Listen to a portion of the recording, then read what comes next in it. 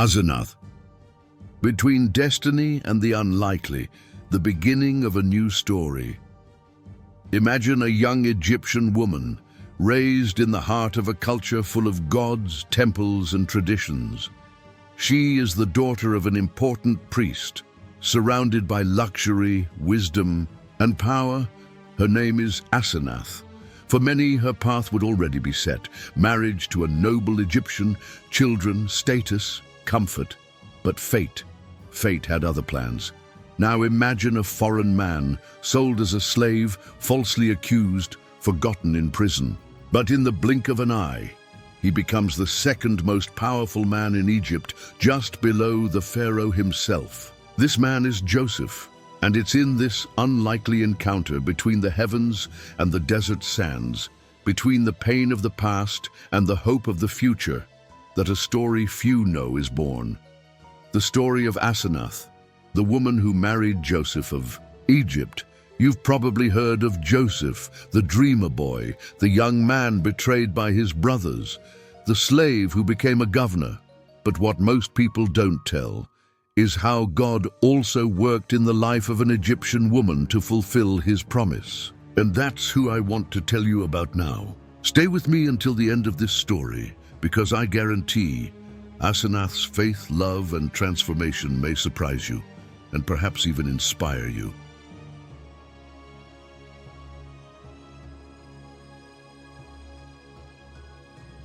But first, leave your like, subscribe to the channel, and activate the bell to receive more videos like this.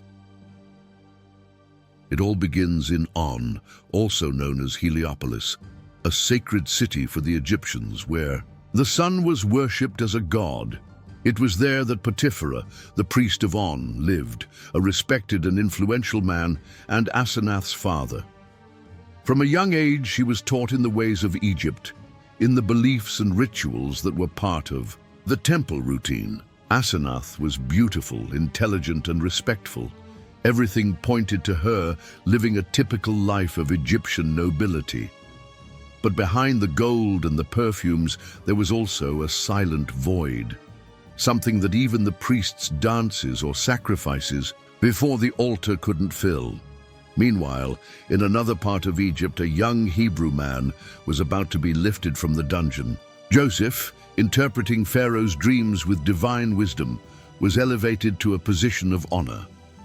And it's at this moment that Asenath and Joseph's paths begin to cross, even though they didn't know it.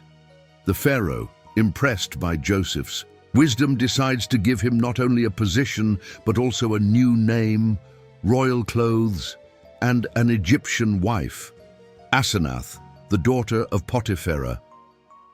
Can you imagine the impact of this? Asenath, raised to serve the gods of Egypt, was now married to a man who served only one god, a man who didn't raise idols, but spoke with conviction about a God who was above the heavens. And it wasn't just a marriage.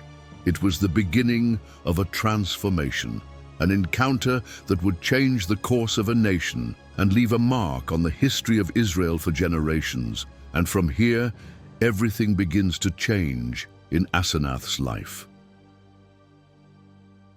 A marriage, two worlds, the challenge of living between cultures. For Asenath, marrying Joseph wasn't just an act of obedience to Pharaoh. It was a dive into an entirely new, and at the same time, deeply strange universe. Up until that moment, she had only known the reality of Egypt: fine linen garments, meticulous rituals, prayers at the sunrise. She had learned that strength came from the gods carved in stone, that the order of things was in the hands of mystical figures who lived beyond. But Joseph was different. He didn't speak of many gods, he spoke of one God, a God who was alive, who communicated, who had plans, a God who had allowed his imprisonment but also exalted him. Joseph spoke of him as if he were a father, intimately, lovingly, and that stirred something in Asenath. At first, everything was new. Joseph didn't make offerings like the Egyptians. He didn't bow before statues nor recite the traditional prayers. Instead, he prayed silently, simply. Sometimes, in the evenings, Asenath would watch him from a distance, eyes closed, hands raised, speaking softly to the God of Israel, and something inside her stirred. That simple faith, without adornments, without spectacle, seemed more real than anything she had seen in the temple halls. And Joseph, for his part, didn't force anything. He didn't pressure her, nor constantly correct her. He simply lived his faith, firmly, truthfully, and that, more than any sermon, began to touch Asenath's heart. They were different, yes, but there was something growing between them: respect, curiosity, and over time, love. Not an idealized love from fairy tales, but a love built in the day-to-day, in the conversations under the stars, in the silent glances, in the patience with one another, in the mutual learning. Asenath began asking more questions. She wanted to understand why Joseph believed so strongly in that God. She wanted to know about his childhood, about the dreams, about the brothers who had sold him. And the more she listened, the more she admired. His story was marked by pain, yes, but also by faith and redemption. Over time, what was once only curiosity turned into conviction. Asenath began to believe, not by force, but by experience. She didn't abandon her culture aggressively, nor renounce her roots in shame, but she chose. She chose to follow the God of Joseph, the God of Abraham, the living God. And so two worlds became one inside their home. A home where faith and love walked together. A home where an Egyptian woman and a Hebrew man learned to live as one. Not by force, but by grace. And it was in this environment that two children were born, and with them, a new promise was born. Manasseh and Ephraim, children of promise, fruits of transformation. Time passed, and Asenath became a mother. The first child was born, and Joseph named him Manasseh, which means, God has made me forget. Not because he had erased the past, but because now there was something new, something greater. Asenath's love, the blessing of parenthood, God's care. All of that gradually healed the wounds of the boy who had been betrayed by his brothers and sold as a slave. And Asenath understood. She didn't know the pain of being rejected by her own brothers, but she knew what it was like to live between two worlds, to carry unanswered questions and to feel the weight of expectations. And now, holding Manasseh in her arms, she felt that a new cycle was forming, not just for Joseph, but for her as well. Sometime later, the second child was born, Ephraim, which means, God has made me fruitful in the land of my affliction. And here, again, the name said it all. Joseph was prospering, but not only he. Asenath was too, because prosperity here was not measured in gold or titles, but in inner peace, purpose, and living faith. Watching the children grow was like watching a bridge being built. They were, at the same time, heirs of Egypt and heirs of the promise of God.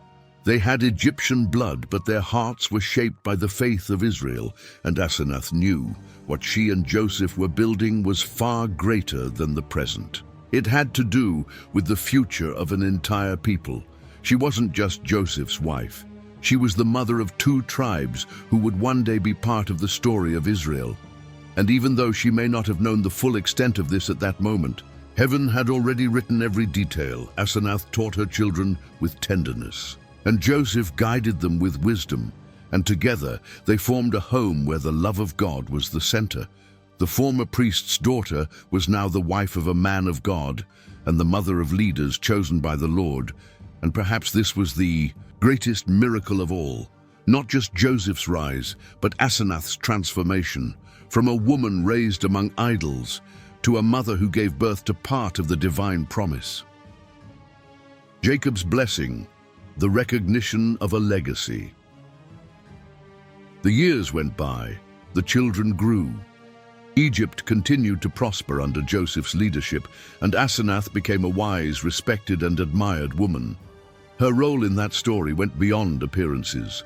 She was a woman who had lived profound transformations, who walked in faith, and who closely followed the destiny of her family. But one day, a message came bringing a mixture of joy and reverence.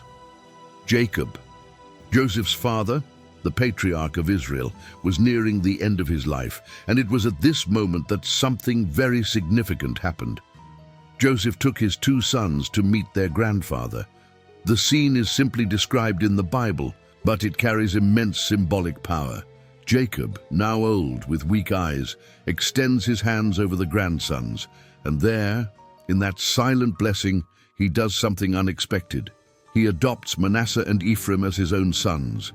In other words, they wouldn't just be grandchildren, they would inherit the promise, they would inherit the blessing, they would inherit the identity of God's people. Can you imagine what this meant for Asenath? Her children, born on Egyptian soil, raised in nobility and foreign culture, now were recognized as part of Israel's lineage.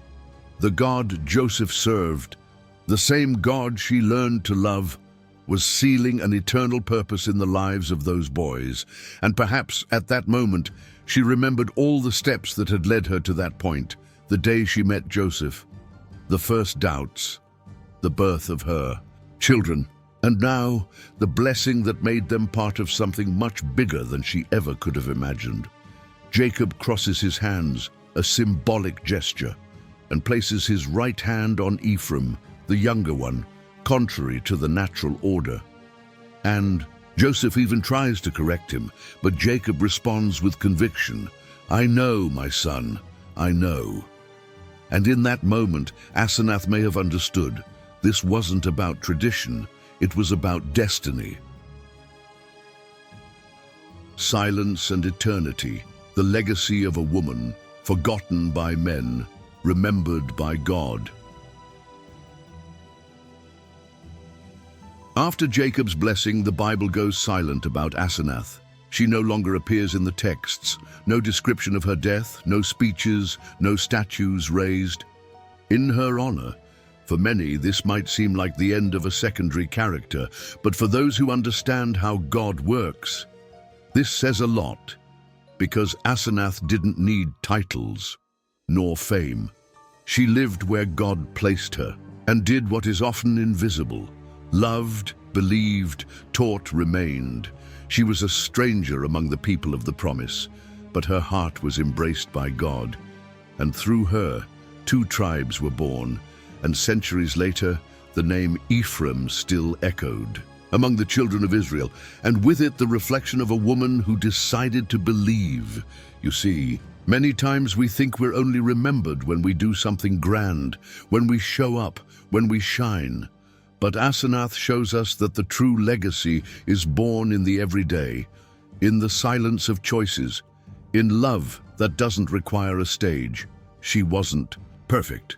She came from another culture, another faith, another world, but she allowed herself to be transformed. And that is extraordinary. Her name might have been forgotten by many, but her children were remembered by all. And that is the kind of story worth telling.